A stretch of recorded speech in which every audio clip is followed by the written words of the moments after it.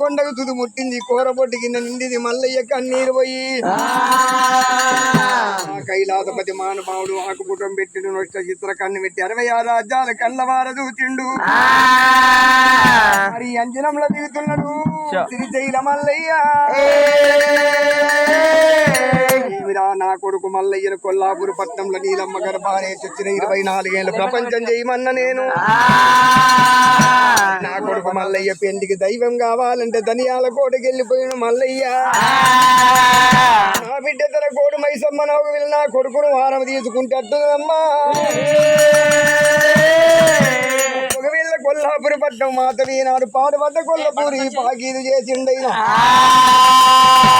ఇలా ధనియాల కోటకు తన కోట మైసమ్మ దగ్గర మరణమైపోయినట్టుకుంటే కళ్ళ కలియోగం కలియదాపారం నడవదనుకున్నాడు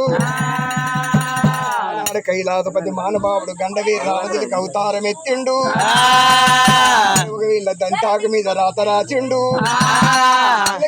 గిలగిల పలుకులు పలికిండు సంగమయ్య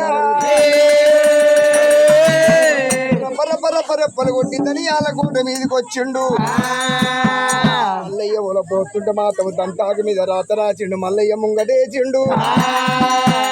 దంతాకు వద్దప్పుడే రామజిలిక కిలకిల పలుకులు పలుకుతున్నది కన్నీరు పడిపెట్టోడు మల్లయ్య మీదికి తలబెట్టి చూచిండు రామజిలిక పలుకులు పలుకుతుంది దేవుడా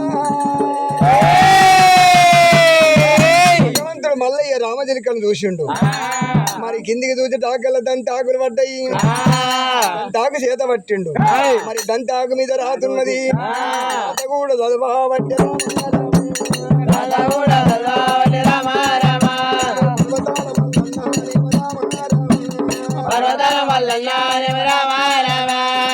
పంపించిన దంతాకు మీద రాత రాదు కూర్చున్నాడు భగవంతుడు మల్లయ్య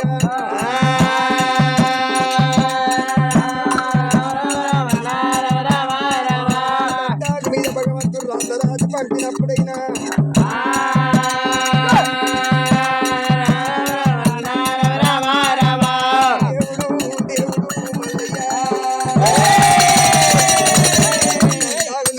తండ్రి